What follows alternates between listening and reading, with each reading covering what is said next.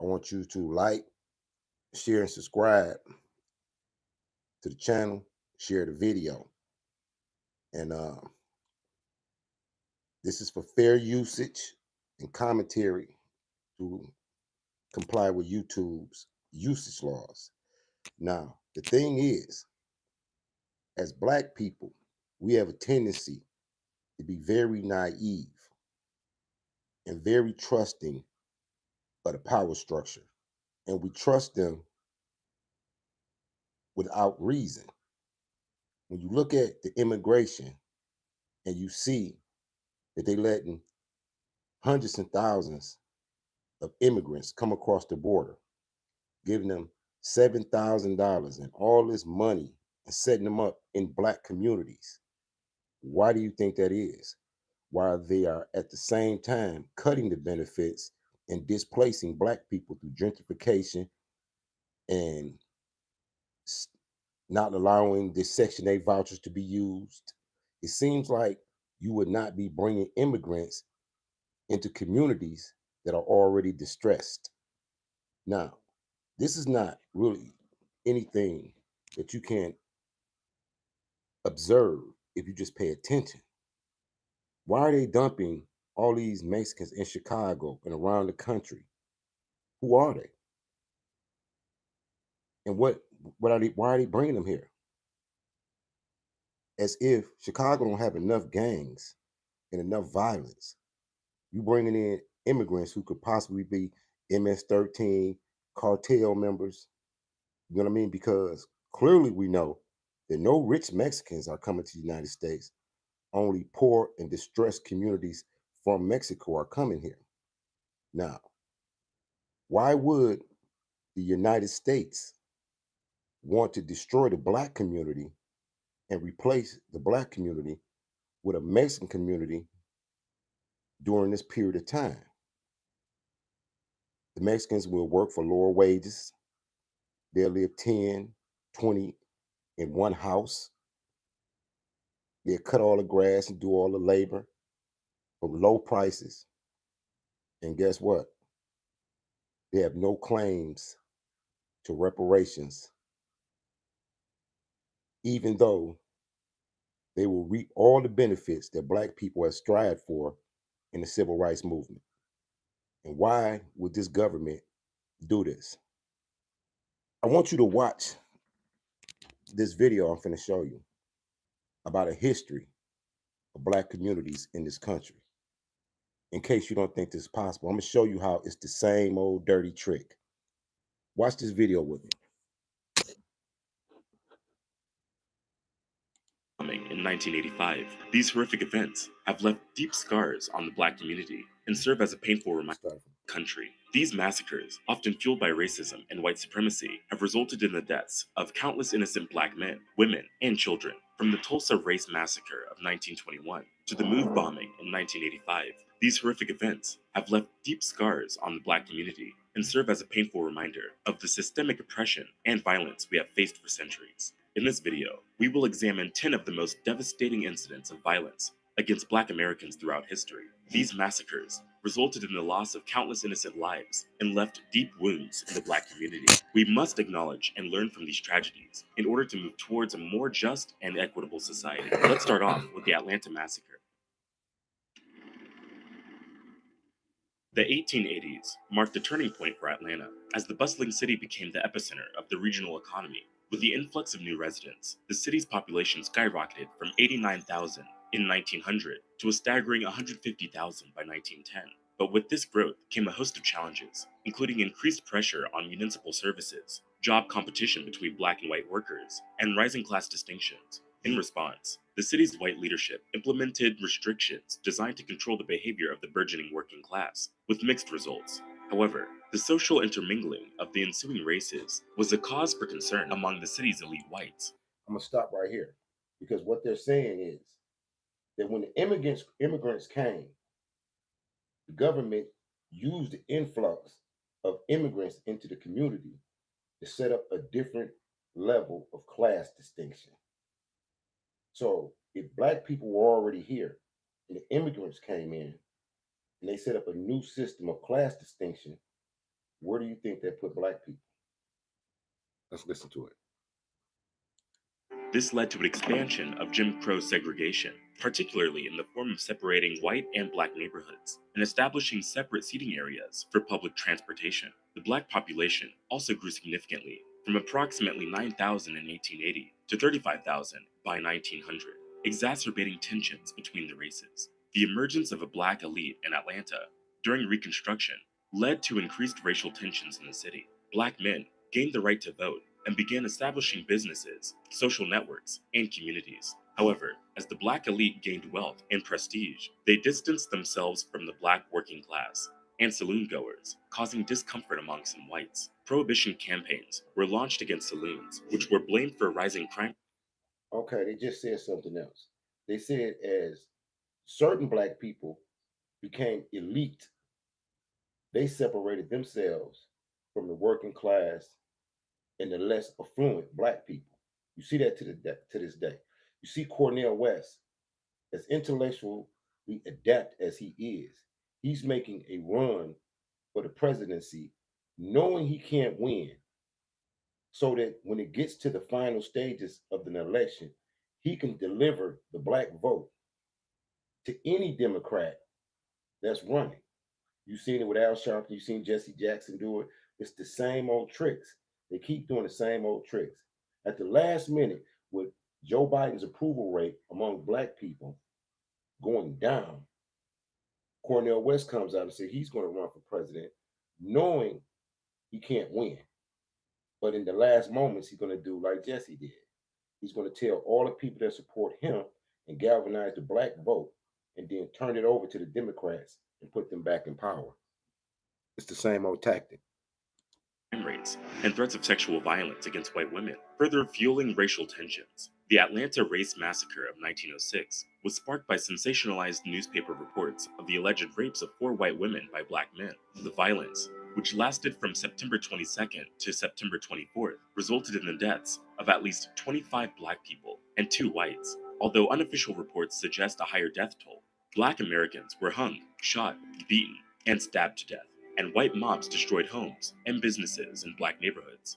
The violence only ended after the intervention of the Georgia National Guard, although accusations were made against some guardsmen and the Atlanta Police Department for participating in the violence.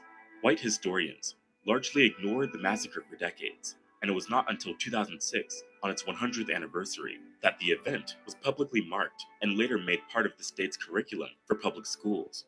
But the gruesome killings of black Americans didn't stop in 1906.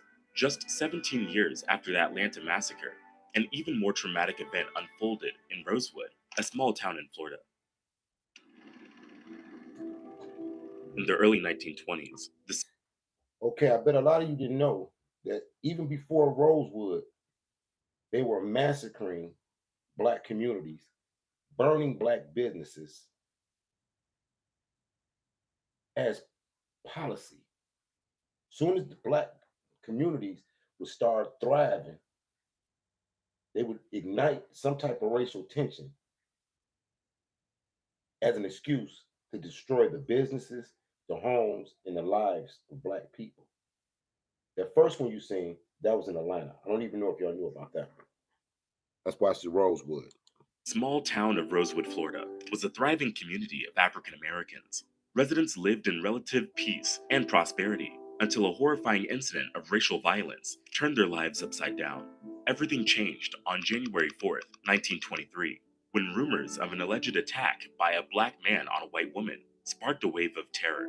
Within hours, armed white mobs descended on the town, shooting at residents and burning buildings to the ground.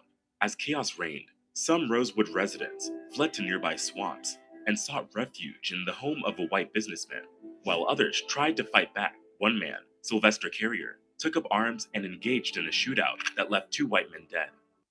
Your Miele oven helps you get it right, Excuse me for the with commercial. taste control automatically opening the door for a perfect... The news of Carrier's retaliation quickly spread, and soon hundreds of white vigilantes joined the mob.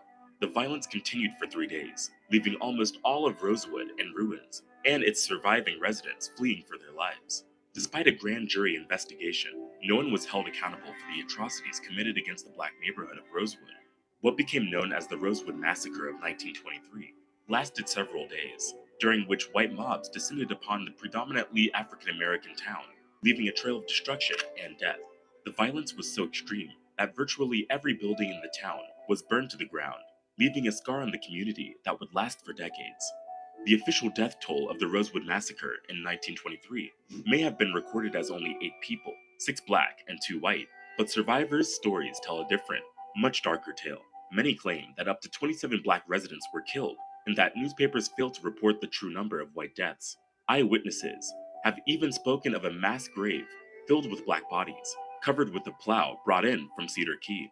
Despite these claims, authorities were unable to confirm them, as many of the witnesses were deceased or too frail to lead them to the alleged site. The Rosewood Massacre remained a buried chapter in history for over half a century until an investigative reporter named Gary Moore uncovered the horrific details in 1982. Survivors of the tragedy were finally able to tell their stories, leading to a renewed national interest in the incident. In 1994, the Florida legislature passed a bill to compensate the few remaining Rosewood victims for their losses, providing $150,000 in total. The tragic events of Rosewood were brought to a wider audience through the 1997 film Rosewood, directed by John Singleton.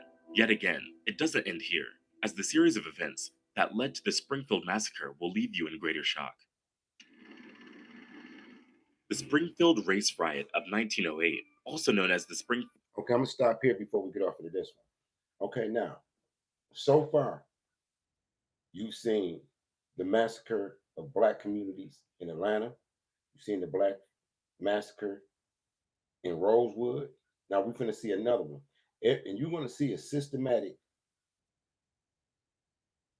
line all the way to the present of soon as black people start becoming affluent, some type of tension or violence is interjected into that community that ultimately destroys it. Once it is destroyed and the community is burnt down and the black people are displaced, somebody else always comes in to reclaim their land, reclaim their property, and create a new workforce. Springfield Massacre was a 2-day riot in Springfield, Illinois on August 14th and 15th, 1908. It was a violent and deadly event that had a profound impact on the city and its residents. The riot resulted in the deaths of both black and white individuals, with estimates ranging from 5 to 40 deaths. It is said to have begun on August 14th, 1908, after 2 black men, George Richardson and Joe James, were secretly moved out of jail to avoid a lynching by a white mob. The situation escalated when a white mob gathered outside the Sangamon County Jail and demanded that the 2 men be turned over to them.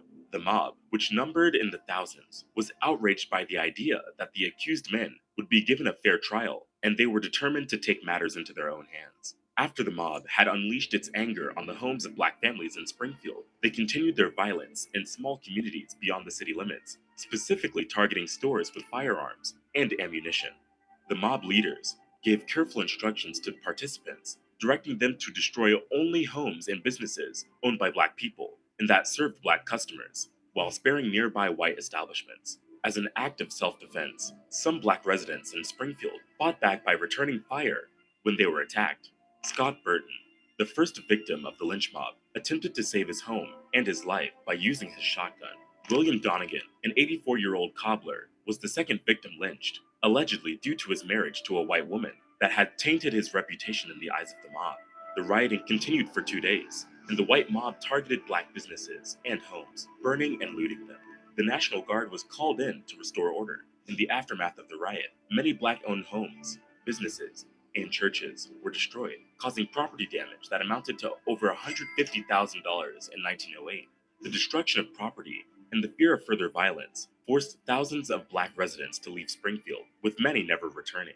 The aftermath of the riot left 6 black people dead, 2 lynched, and hundreds of thousands of dollars worth of property destroyed. The violence also caused approximately 2,000 black people to be driven out of Springfield. The Springfield Race Riot was a turning point in the fight for civil rights in the United States, as it highlighted the deep racial tensions and discrimination in American society at the time. It also led to the formation of the National Association for the Advancement of Colored People, which which was established in 1909 in response to the riot and other incidents of racial violence. The Springfield Massacre is now recognized as a significant event in the history of the civil rights movement. And 2 years after the Springfield Massacre, there was a harrowing series of events that led to the killing of African Americans by white supremacists in Slocum. The Slocum Massacre. Okay, now we've seen them do it in Atlanta, we've seen them do it in Florida, and now we just seen them do it in Illinois, and it's keep happening. Now, at this point, these type of things are not coincidental at all, and you have to also remember these things are happening after 300 years of chattel slavery in America. After slavery, this is what's going on. Let's watch this massacre. Of 1910 was a tragic event that took place in Slocum, Texas, United States. It was a brutal racial massacre targeted at blacks and resulted in the deaths of a larger number of African Americans. The incident is often referred to as the worst racial massacre in Texas history. Slocum was a small town in East Texas with a population of over 400 people, half of which was African Americans. The town was located in an area with a history of racial tensions and violence, and many white residents were members of the Ku Klux Klan. Prior to the massacre, a lynching of a black man in the nearby Cherokee County ignited racial tensions in the Slocum area. White rumors spread that black residents had been gathering in Slocum to plan an armed uprising. The tensions further escalated when a white man attempted to collect a disputed debt. Now I'm gonna stop right there. They said that they initiated the massacre because there were rumors of a black uprising. But this is after slavery. So what would black people be uprising for? And they got land and property and business and they're thriving. What are they uprising against? Think about that. That from a well-respected black farmer named Abe Wilson, and even worsened when an African American was put in charge of soliciting aid for road improvements by a road construction foreman. A confrontation ensued, enraging Jim Spurger, a local white farmer, who emerged as the primary instigator of the conflict that led to the massacre. Numerous newspapers and eyewitness accounts documented that Spurger initiated the events by alleging that blacks had threatened him. Fueled by Spurger and other white vigilantes, a furious mob consisting of heavily armed white men from various parts of Anderson County rampaged through Slocum in multiple groups. According to certain accounts, up to 200 men laid siege to the town, indiscriminately firing their guns at black residents. As survivors of the carnage spread the word, African Americans fled in terror. The white mobs pursued the fleeing blacks into the nearby forests and marshes, shooting them in the back. All initial newspaper reports depicted African Americans as armed instigators, which were severe distortions of the truth. Newspapers initially reported 8 to 22 deaths of black residents, but the black community claimed a minimum of 40 and potentially over 200 victims. The Anderson County Sheriff, William H. Black, found it challenging to determine the exact death toll due to the scattered bodies in the woods. Many black residents fled during and after the massacre, abandoning their assets to save their lives. White residents later seized their properties, such as Jack Hawley's dairy, granary, general store, and 700 acres. Now I'm stopping there again. As soon as the black people were ran off, killed, and their bodies scattered throughout the little county, white people immediately came in and seized their property and their assets. When you look at what's going on in the city of Detroit and how they have enough police to secure the neighborhoods, but they don't secure the neighborhoods. They secure downtown and they let the people in the neighborhoods suffer from violence and poverty. So at some point in time, the investors can come in and buy up all the land near and surrounding the Detroit River, the border of Canada, and the resources that come with Belle Isle and different things in downtown Detroit. What you're seeing is the same old play. And again, I'm gonna go back. Why would they bring all of these Mexicans, illegal immigrants, and dump them in Chicago with all the gang violence between GDs and BDs and P Stones and Everything that's going on in Chicago, you're going to bring in poor Mexicans, set them up in the black community, give them all $7,000 a month until they get on their feet. They don't have to pay taxes. Let them go to school with black people and all of that. And then you're not even vetting them to see if they MS-13 Mexican gangs, if they're cartel or anything. But you're putting them in the black community while the black community is already self-destructing on autopilot. Think about it. Acres of land after he and his family escaped the town. The Slocum Massacre of 1910 is a reminder that the fight for equality and justice is historic, and that we must continue to work towards a more just and equitable society for all Americans. And as Black Americans strive for economic prosperity and improved welfare in Thibodaux, their efforts are faced with the most shocking form of opposition. Before we get into it, please hit the like button and subscribe to the channel. It goes a long way in helping our message get pushed out to more people. Thank you for the support. Now let's move on to the next massacre. On November 23rd, 1887, black sugarcane workers in Thibodaux, Louisiana, sought to unionize and demand fair wages. Okay, now we're in Louisiana. Let's count them again. Atlanta, Florida, Texas, Louisiana. Let's continue. I did say Illinois, right? During the crucial harvest season. However, their peaceful protest ended in tragedy. These workers endured harsh conditions, long hours, and meager pay, with scripts that could only be used at plantation stores.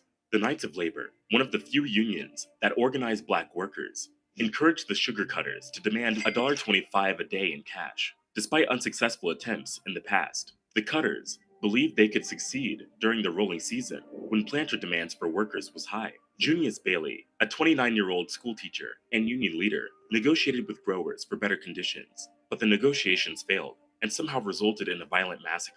On November 22nd, when the growers refused to negotiate and terminated the union members, the workers called a strike. For the next 3 weeks, approximately 10,000 laborers, the largest farming industry strike, refused to work, affecting Lafourche, Terrebonne, St. Mary, and Assumption parishes. In the meantime, white vigilantes restricted Thibodaux, seeking to identify strikers and demanding passes from any black individuals entering or leaving town. As morning broke on November 23rd, gunfire erupted from the cornfield, injuring 2 white guards, a sad event which triggered the beginning of the massacre. The planters convinced former sugar planter and Democratic Governor Samuel P. McHenry to deploy several units. Okay, I'm gonna stop there again because as I've showed you in other videos, black people love the Democratic Party as if they don't realize that Abraham Lincoln was a Republican. It was the Democrats that actually upheld slavery.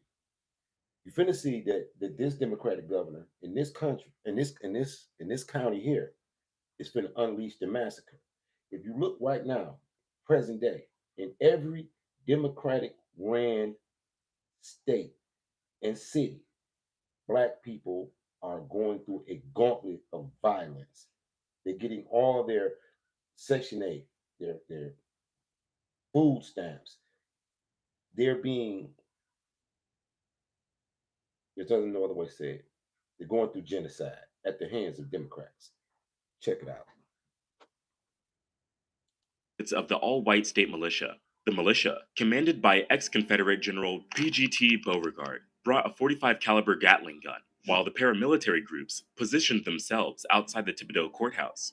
Both the militia and white vigilantes indiscriminately shot suspected strikers and any black people who crossed their path.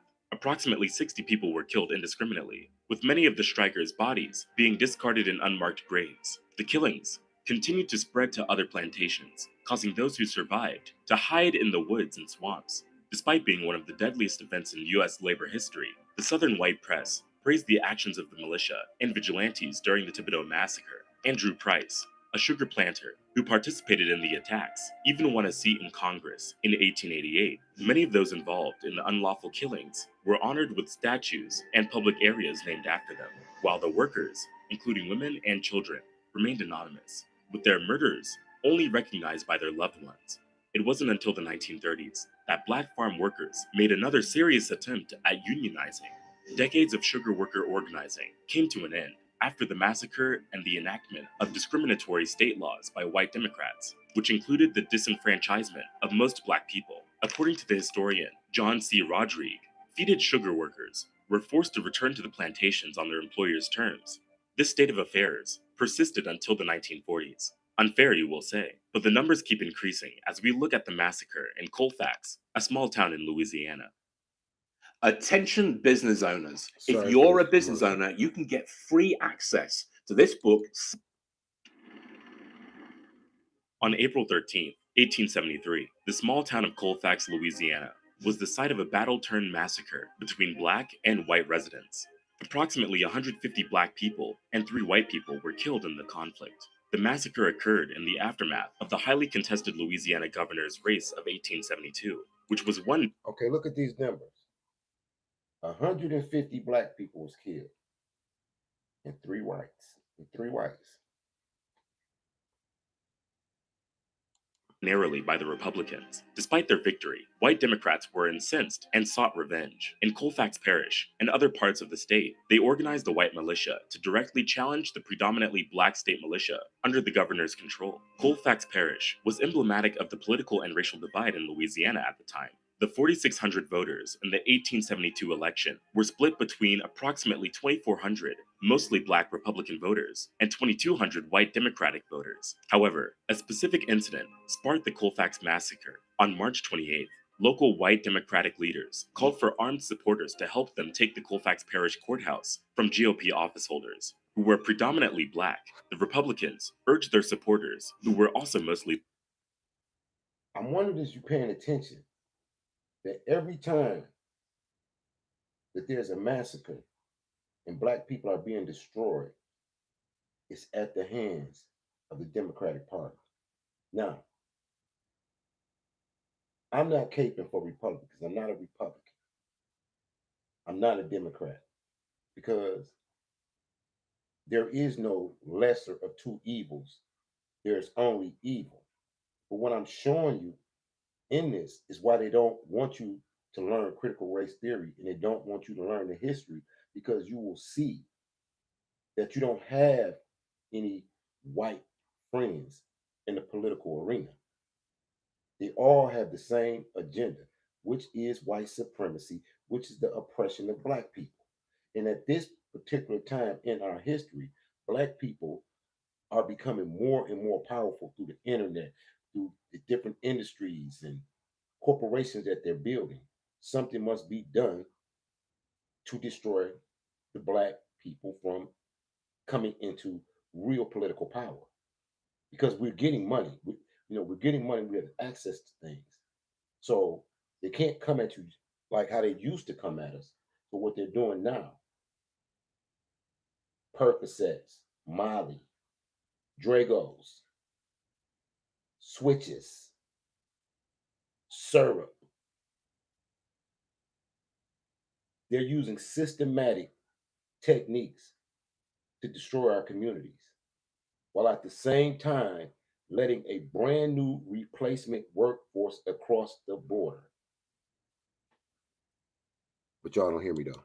Black to defend them. Although nothing happened on April 1st, fighting erupted between the two groups on the following day. On Easter Sunday, April 13th, more than 300 armed white men, including members of the white supremacist organizations, such as the Knights of White Camellia and the Ku Klux Klan, attacked the courthouse. When the white militia maneuvered a cannon to fire on the courthouse, some of the 60 black defenders fled, while others surrendered. The leaders of the attackers, James Hadnot, was accidentally shot by one of his own men, prompting the white militia to retaliate by shooting the black prisoners. Those who were wounded in the earlier battle, especially black militia members, were singled out for execution. The indiscriminate killing spread to African Americans, who had not been at the courthouse, and continued throughout the night. In total, around 150 African Americans were killed, with 48 being murdered after the initial battle. Only 3 whites were killed, and few were injured in the largely one-sided Battle of Colfax. After the massacre, the state militia under the control of Republican Governor William Kellogg arrived on April 14th and documented the violence. New Orleans police and federal troops also arrived in the following days to restore order. a total of 97 white militiamen were apprehended and charged. Okay, think about this. After the Democrats destroyed these black people, Republicans had to come in and restore order to stop the massacre. Think about that. Think about that the Democratic Party were the Confederates fighting and killing and lynching to uphold slavery. And at the same time, you black people voted in Joe Biden, who said on the Congress floor that your children were super predators and need to be brought to heel. And even though they were not well socialized, they had to be destroyed. This is what Joe Biden said. This is what he said. And since Joe Biden has been in office, a massage parlor in Georgia that had Asian alleged sex workers in there was attacked by white supremacists. 5 Asian women were deleted. Later on that year, another white supremacist went in New York and went into a grocery store and killed 8 black women, elderly, shopping at the grocery store. And you didn't get a crime bill. You didn't get any protection from this liberal person that you voted in office. Do you actually think, as black people, just because a white person smiles at you, that they're your friend? Don't you realize that that's how they get you? Because you trust them, because you don't study your history. This is why they don't want critical race theory in the schools. They don't want you to know the history. This is the history. And all this is after slavery. Charged with violating the U.S. Enforcement Act of 1870, also called the Ku Klux Klan Act. While a few were found guilty, they were eventually released in 1875 when the U.S. Supreme Court declared the Enforcement Act unconstitutional. However, no one was ever apprehended by the state of Louisiana or by intimidated local officials. And while this is gruesome, the massacre of East St. Louis indicates that there may have been some organized efforts in America to take out the black community. Oh, my fault. I forgot to count which one this is, but we're St. Louis, so that means we're in Missouri now. We've been in Illinois and we've been, to different places, but now we're in Illinois. So sorry about that. Let's see what happens next. Communities or silence their voices. In the early summer of 1917, East St. Louis, Illinois, was the scene of one of the most brutal and devastating racial attacks in U.S. history. Between 1916 and 1917, around 10,000 to 12,000 African Americans migrated to East St. Louis, Illinois, attracted by job prospects in the wartime industries. Now, you may think that this stuff happened a very long time ago, but all of my grandparents on both sides of my family were born at this time and living during this time. My grandparents. This influx of black workers into the city's industrial plants caused discomfort among many previously white residents who were not used to such a diverse population. What began as a series of labor disputes quickly escalated into a violent rampage as white Americans unleashed their fury on the city's black community. Over the course of several days, between 39 and 150 African Americans were brutally murdered, while another 6,000 were left homeless. The destruction of property was also significant, with an estimated $400,000 in damages, $8.46 million in 2021. The riots were so severe that they have been described as the worst case of labor-related violence in 20th century American history, and among the worst racial riots in U.S. history. The brutality of the violence was even more disturbing, as it happened soon after America's involvement in World War. Now I'm going to say this. If you're noticing the thing, every time they try to destroy us, it's because we refuse to work for wages that we can't survive on.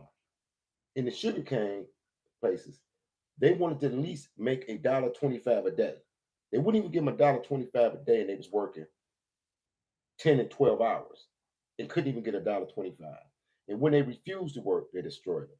Right now, today, Biden didn't want to tell you that it's a lot of jobs, but most of those jobs are minimum wage, and they're topping out trying to give you $13 to $14 an hour while they work the hell out of you, knowing that you can't survive on that and even live on your own with that type of wage, with eggs $5, gas prices, whatever. So now it's the same thing. Black people are refusing to work for those menial wages that they can't survive on. So they're allowing the youth to go crazy in the streets with violence and doing all the other things through social programming while they're opening the borders to replace you with a labor force that is used to working for $5 a day in Mexico. But y'all don't hear me though. World War I. In the words of historian Winston James, in April, black soldiers were sent to fight for democracy, and in July, black individuals were brutally killed in East St. Louis. Children were thrown into burning homes. People were trapped in their homes before being set on fire, and it was a horrific event, even by American standards. In the aftermath, the city was left in shambles, and many black citizens left the city permanently. Despite the widespread destruction, the rioting was largely unchecked by local law enforcement. The East St. Louis Chamber of Commerce called for the resignation of the police chief. The tragedy sparked a wave of protests across the country, with 10,000 black citizens marching in silent protest in New York City in condemnation of the violence. The government's reaction to the East St. Louis massacre was inadequate and disappointing. Although President Woodrow Wilson expressed his condolences, he did not take any concrete action to address the situation. He refused to meet with a delegation of black leaders who requested a meeting to discuss the issue.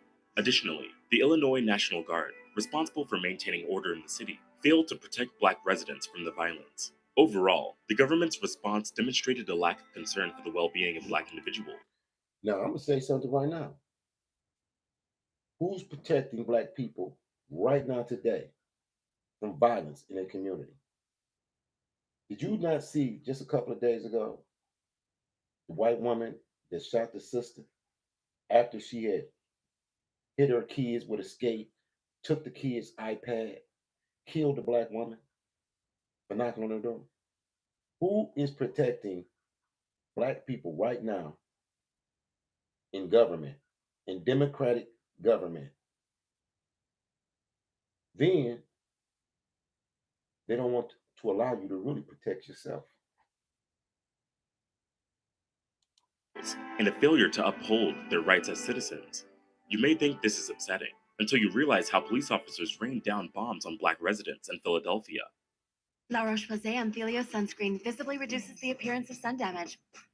Fluid lightweight sunscreen. In 1985, the Philadelphia Police Department engaged in a confrontation with the Black Liberation Move organization, resulting in the destruction of residential homes in the Cobbs Creek neighborhood of Philadelphia, Pennsylvania, United States. In a show of force, on May 13, 1985, approximately 500 police officers, led by City Manager Leo Brooks, attempted to remove Move members from a building and execute arrest warrants. To make the occupants leave, authorities shut off the water and electricity. At 5:35 a.m., Commissioner Sam Burr delivered a speech to Move members, giving them 15 minutes to exit the premises. When the group refused to comply, the police reported to dropping a bomb on the building, where 7 adults and 6 children were present. During the 90-minute-long standoff, Move members fired at police officers, who retaliated with tear gas and both semi-automatic and automatic firearms. Using over 10,000 rounds of ammunition, one officer was struck in the back, but not severely injured. Finally, at 2 p.m., Commissioner Sanborn ordered the bombing of the compound. While aboard a Pennsylvania State Police helicopter, Lieutenant Frank Powell of the Philadelphia Police Department dropped 2 bombs made of Tovex, a dynamite substitute, along with 2 pounds of C4, provided by the FBI, onto a fortified bunker-like cubicle on the roof of the house occupied by Move members. The police referred to these bombs as entry devices. The bombs detonated after 45 seconds, causing the gasoline-powered generator to ignite and starting a fire that engulfed the house. Authorities claim that this was a tactical move, intended to burn through the roof and destroy the bunker so that tear gas could be deployed into the house to force out the occupants. Firefighters arrived on the scene 30 minutes later, but were met with gunfire, causing them and police officers to retreat as the fire spread to neighboring houses. Only 2 Move members Bertie Africa, who was 13 years old at the time, and Ramona Africa managed to escape the burning building.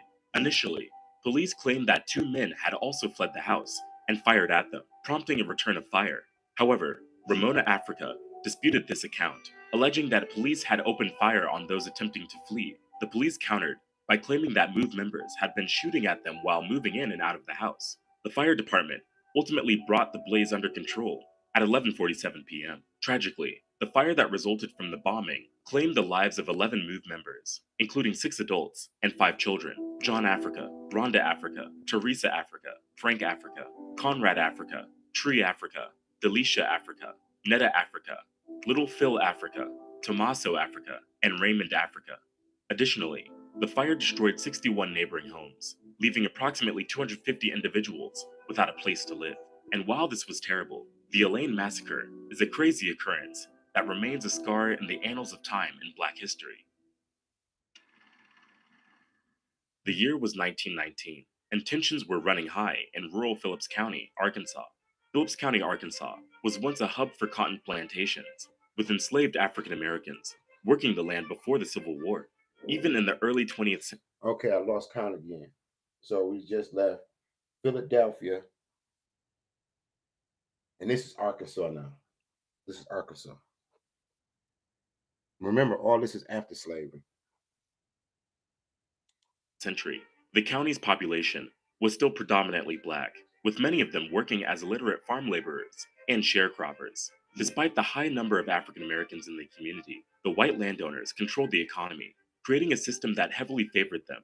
White plantation owners sold cotton on their own schedule, controlled high-priced plantation stores, and settled accounts with sharecroppers in lump sums, without listing items. The Elaine Massacre was a culmination of various factors, including a long history of racial tension and discrimination in Arkansas, economic exploitation of Black sharecroppers, and fears of the growth of labor unions among African American farmers. In 1919, a group of Black sharecroppers organized themselves into the Progressive Farmers and Household Union in order to improve their living and working conditions. However, this was viewed as a threat by white plantation owners and businessmen who controlled the area's economy and political power. On the night of September 30th, 1919, a group of Black farmers met in a church near Elaine to discuss how to gain fair prices for their crops. A group of white men, who feared that the meeting was actually a gathering of Black militants planning an insurrection, interrupted the meeting and a shootout ensued. Over the next several days, white mobs, including law enforcement officials and vigilantes, descended on the area and indiscriminately attacked Black residents, including women and children. Reports vary, but it is estimated that anywhere from 100 to 800 African Americans were killed. 5 white people also lost their lives during the violence. The massacre was followed by a wave of arrests and trials of Black residents, many of whom were falsely accused of participating in an insurrection. The white mobs responsible for the massacre were aided by federal troops and local terrorist organizations, with the Arkansas's governor leading a contingent of over 500 U.S. soldiers. The Elaine Massacre was the deadliest racial confrontation in Arkansas history, and one of the bloodiest in the history of the United States.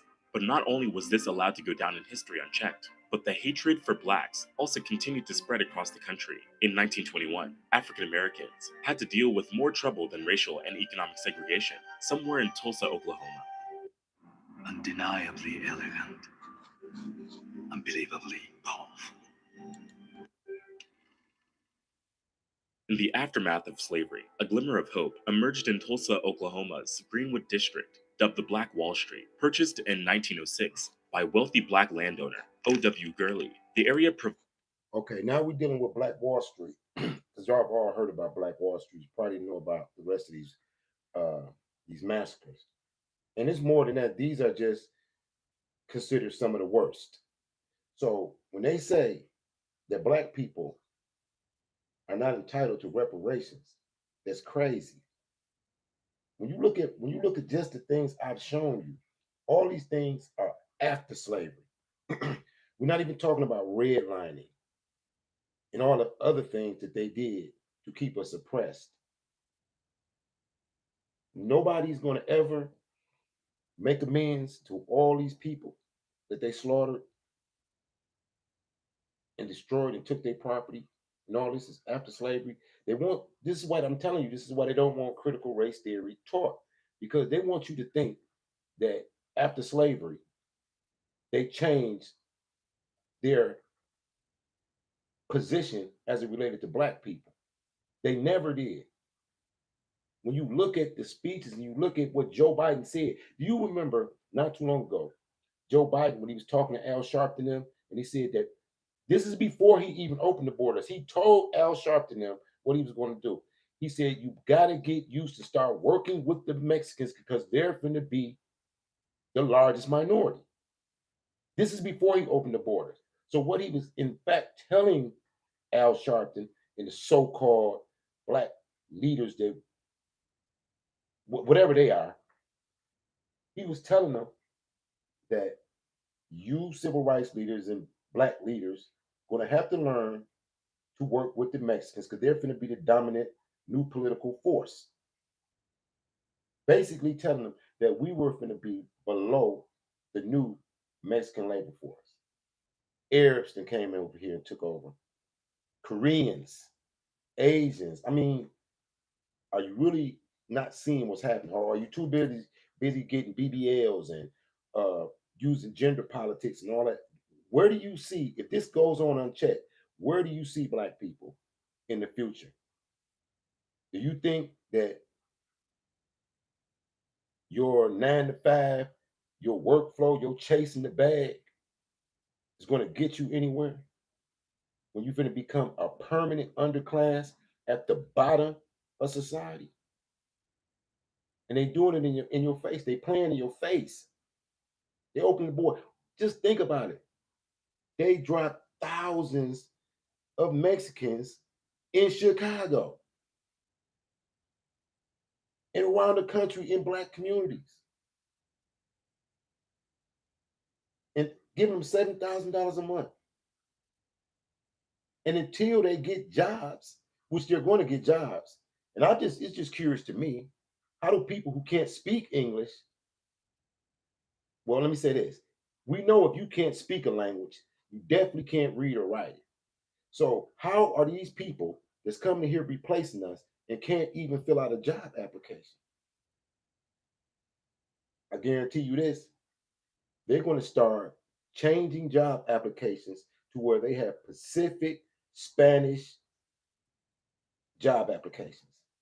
When you see Fat Joe and the Hispanics and Latinos reclaiming hip hop, taking out black people, you finna be non-existent in a minute because you refuse to have unity. You refuse to pay attention. You're so selfish and so divided that you don't care if they kill us all just so you can be better than your neighbor for a week or maybe 48 hours. Please. Provided a sanctuary for formerly enslaved black people and sharecroppers fleeing from the racial terror that plagued other regions. The thriving community was home to successful black entrepreneurs, homeowners, and civic leaders who defied societal odds and flourished in their own right. But this progress was short-lived, as a horrific event would soon shatter the dreams and aspirations of the black community in Greenwood. On May 31st, 1921, everything changed. The Greenwood district of Tulsa was ravaged by a brutal and devastating race massacre, leaving dozens of black residents dead and thousands homeless. The massacre began when a young black man named Dick Rowland was accused of assaulting a white woman in an elevator, sparking tensions, simmering for years in a city deeply divided along racial lines. You see you see how quickly they destroyed Jonathan Majors for just an allegation? What do y'all really think has changed? What do y'all really think has changed? Except they're more diabolical. Despite no evidence of assault, Rowland was arrested and placed in the Tulsa jail. As rumors of an impending lynching of Rowland spread, a group of armed black men went to the courthouse to protect him. A white mob met them, and a confrontation ensued. Shots were fired, and chaos erupted. The black men retreated to the Greenwood district, but the white mob followed, burning and looting homes and businesses in the area. The National Guard was called in, but instead of protecting the black community. And let me tell you this, you know how many times they try to denigrate black men? Black men coming to this country have overthrown slave ships and deleted the people trying to bring them over here on the ocean. They destroyed plantations and fought against their masters, like Nat Turner. Every time you see these massacres, you see black men standing up fighting, but they're outnumbered and outgunned and destroyed. But they fight. Look what they did to the Black Panthers, Malcolm X, Martin Luther King. Every time one of us stands up to fight, we don't never have enough help. So we lose. But they like to portray the image like we don't fight. But if you watch this history, we fought every time they came at us. Every time they backed us into a corner, we fought. So logically, in this country, we can't allow ourselves to be backed into no more corners. We have to take an offensive approach to protecting our communities and our people. Because if we're gonna die, then we might as well die fighting.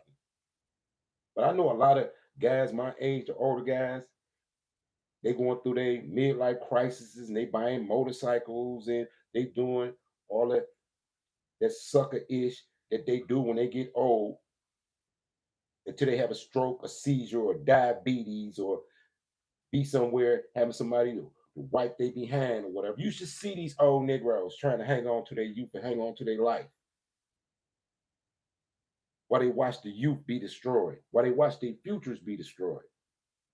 Look at Facebook. Look at all these old gray Negroes talking about workflow and talking about all the same things that these young boys is talking about. And they wonder why these young boys don't respect them and the women don't respect them.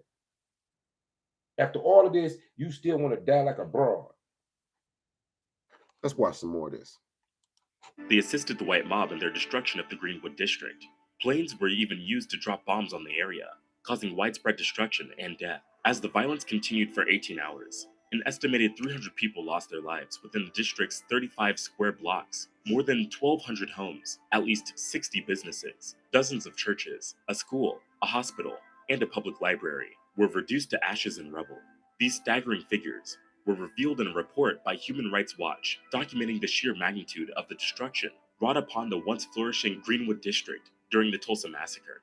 The aftermath of the massacre was just as harrowing as the event itself. While the estimated damages totaled $1.4 million, experts suggest it underestimated the true cost. Survivors, many of whom lost their homes and businesses, never received government assistance or restitution for their losses. The impact of the massacre was felt for generations to come. The Tulsa Massacre was a horrific event in American history, and its impact on the Black community in Tulsa was felt for decades. It serves as a painful reminder of the deep-seated racism and violence that has plagued America for far too long. Thanks for watching today's documentary. We aren't just telling stories, we're changing lives and waking the culture up. Like and All right, I'm finna end this, but I want you to, I'm gonna give you a little tidbit of information. You remember Dylan Roof, the white supremacist that went to the church and shot those black people while they were praying? Yeah, you remember Dylan Roof, the one they bought the cheeseburger on the way to the jail. You think that was a random AME church? No, that was one of the first churches ever founded by black people in the AME religious system. And that church was the spiritual home of people in South Carolina called the Gullah Geechee. That was not just no random church. That was a Geechee church. Find out more information about the Gullah Geechee. Like, share, and subscribe this video because YouTube is not going to support it. Now, if I was on here gossiping, talking about who blew who and who screwing who, I have hundreds of thousands of views. Everybody be liking and sharing and subscribing. But when you do something like this and break this down, YouTube not going to support it. So if you're a subscriber, man, share this video, make sure this get out, and you will understand why critical race theory is not being taught, and you will understand why Joe Biden and the Democratic Party is opening up the borders to replace you with cheap labor that has no ties to the reparations movement and a retribution for these atrocities. You're going for the banana in the tailpipe. Keep your head on the swivel. Signing out of Detroit.